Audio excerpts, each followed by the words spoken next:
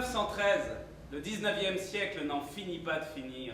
Avec ses chapeaux claques, ses montres à gousset sur des panses bien nourries, ses premières voitures et ses fiacres cavalant des courses à Auteuil au théâtre des boulevards. Les grèves, les bombes des anarchistes, les chansons des mauvais garçons, les caricatures dans les journaux défrisent à peine les moustaches des nantis. Tout va bien, la croissance est là. Les peuples appellent de leur vœu un monde nouveau qui tarde à venir, mais la belle époque s'en moque, elle joue les prolongations. Pourtant, dans le secret des alliances, des salles de change, des jeux de fines politiques, le XXe siècle s'impatiente. Il accouchera dans la douleur le 28 juin 1914 par l'assassinat de l'archiduc d'Autriche François Ferdinand et de sa femme à Sarajevo, en Bosnie.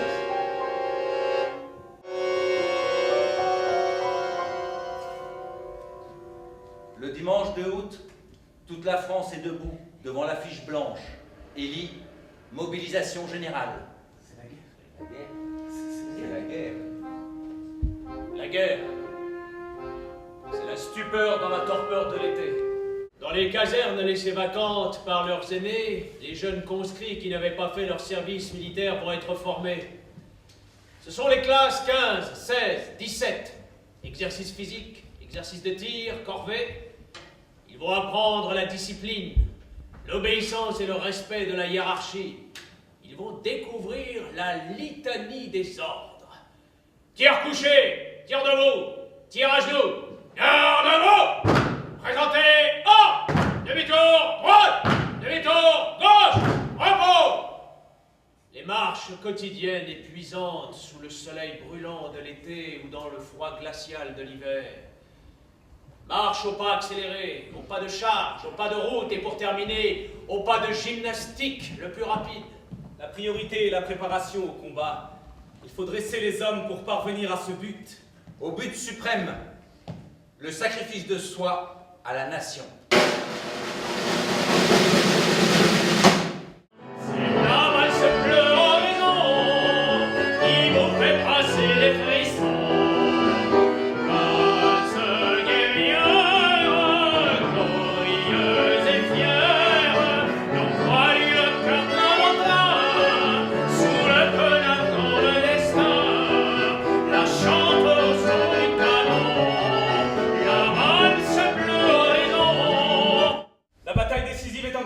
Messieurs, je vais à présent vous lire l'ordre du jour du général Joffre.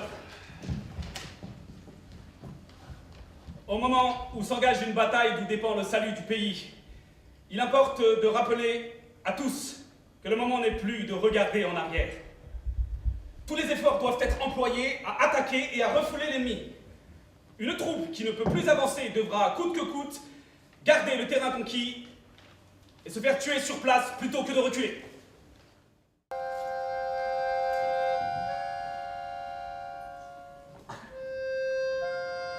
Par les chemins gluants qui viennent du fond des plaines, les gens s'en vont comme des fous. Comme des fous qui seraient sages, les gens s'en vont vers n'importe où. Dans de longs chars capitonnés de foin, ils ont mis toute leur richesse.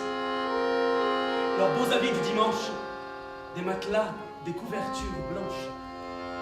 La photographie des garçons qui sont à la guerre et la couronne de mariée de la grand-mère sous son globe. Et ils s'en vont, laissant le Christ à la cheminée pour qu'il conjure avec ses bras de supplication la fureur du pillage des brutes armées. Les gens s'en vont comme des gens qui longtemps auraient été fous et qui ont dans les yeux béants ne sais quelle vision de souvenir ou d'espoir. Les gens, de village en village, taciturnes, creusés de faim, s'en vont, traînant leur long voyage jusqu'à crever sur les chemins, avec pour avenir, sinon la mort, les champs incendiés et la ferme au pillage. Comme un bétail mort, enterrer leur haine, et les poings sur les yeux, pleurer à perdre haleine. Assis sur un tas de cailloux. Par les chemins qui viennent du fond des plaines, les gens s'en vont comme des fous. Sur la grande route, hier bordée de moissons blondes, aujourd'hui dévastée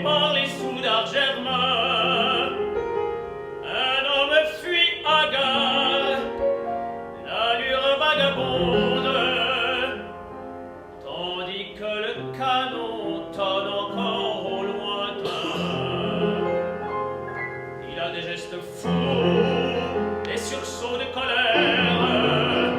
Ce paysan que le fer a chassé de chez lui. Au milieu du chemin, il clame sa misère.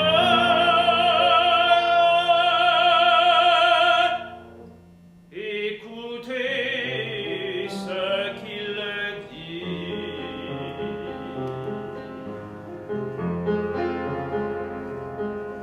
J'avais là-bas dans mon village une ferme où j'étais heureux. J'y travaillais avec courage pour le pain de la femme et des vieux. J'ai trimé pendant des années pour acquérir ce petit bien. Puis la guerre s'est déchaînée et de tout ça je n'ai plus rien.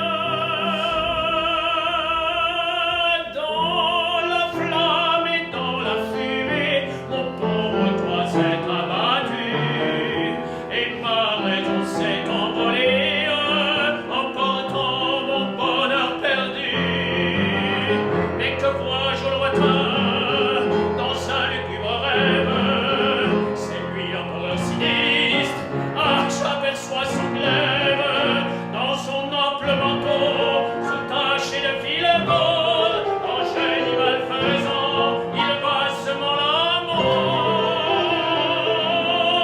Rien, bandit, souverain maudit, regardez-le chevaucher dans l'espace. Voilà l'homme rouge qui pense.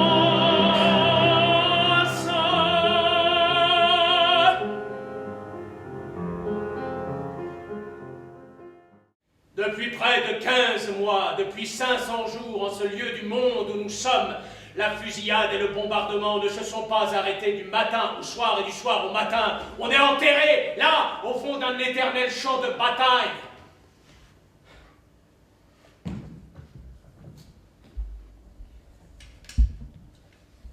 À la fin de cette guerre, on nous dira: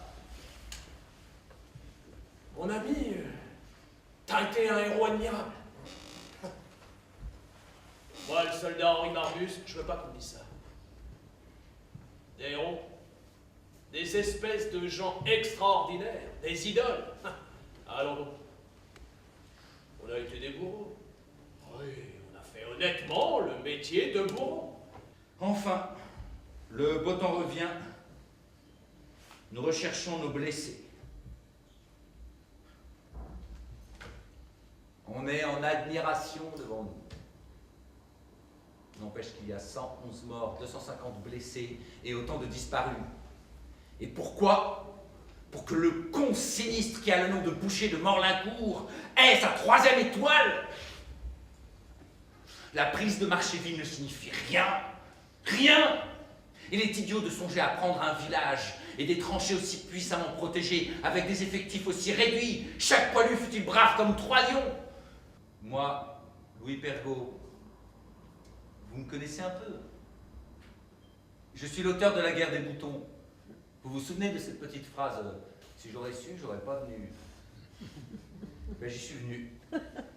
Mais j'en suis pas revenu. Je suis mort en avril 1915, mort et disparu comme beaucoup. Enseveli par la terre. On n'a jamais retrouvé mon corps.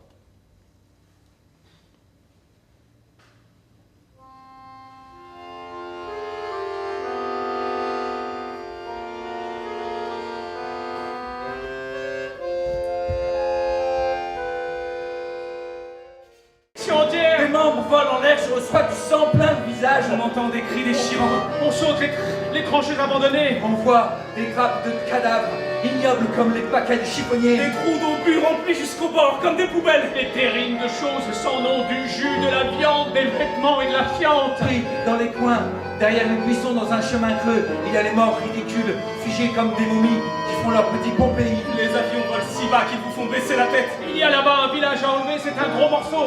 Le renfort arrive. Le bombardement reprend. Torpille à ailette, crapouillons. Une demi-heure et nous nous élançons. Nous arrivons à 26 sur la position. Prestigieux décor de maisons croulantes et de barricades éventrées.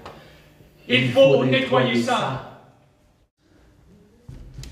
Il boucle son ceinturon, boutonne son col. Il est prêt.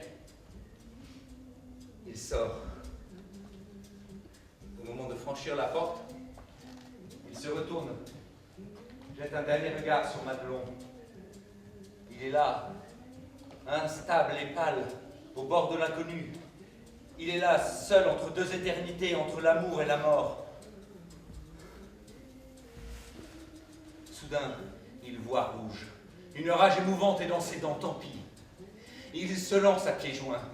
Il se plonge dans la Madelon convulsivement à coups de gueule.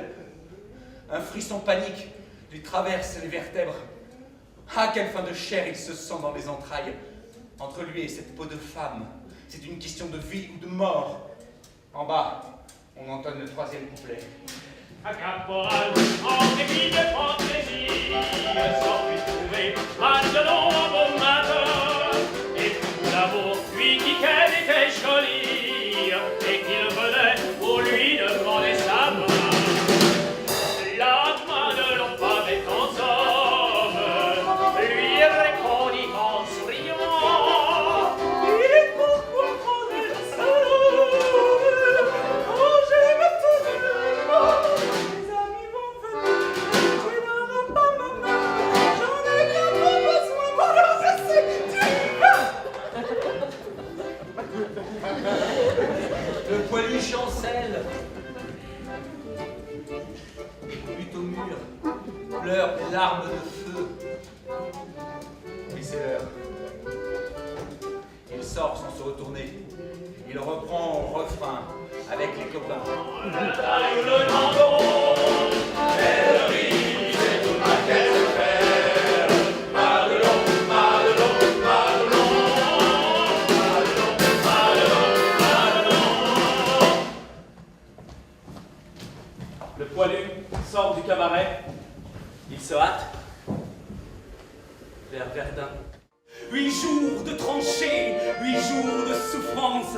Pourtant, on a l'espérance que bientôt viendra la relève, que nous attendons sans trêve. Soudain, dans la nuit et dans le silence, on voit quelqu'un qui s'avance. Ah, c'est un officier des chasseurs à pied qui vient pour nous remplacer. Doucement dans l'ombre, sous la pluie qui tombe, les petits chasseurs vont chercher leur tombe. Adieu la vie, adieu l'amour, adieu toutes les femmes. C'est bien fini, c'est pour toujours de cette guerre infâme. C'est à Craonne, sur le plateau, qu'on doit laisser sa peau. Car nous sommes tous condamnés, nous sommes les sacrifiés. C'est malheureux de voir sur les grands boulevards tous ces gros qui font la foire. Si pour eux, la vie est rose, pour nous, c'est pas la même chose. Au lieu de se planquer, tous ces embusqués ferait mieux de monter aux tranchées pour défendre leurs biens, car nous n'avons rien, nous autres les pauvres puritains. Tous les camarades sont enterrés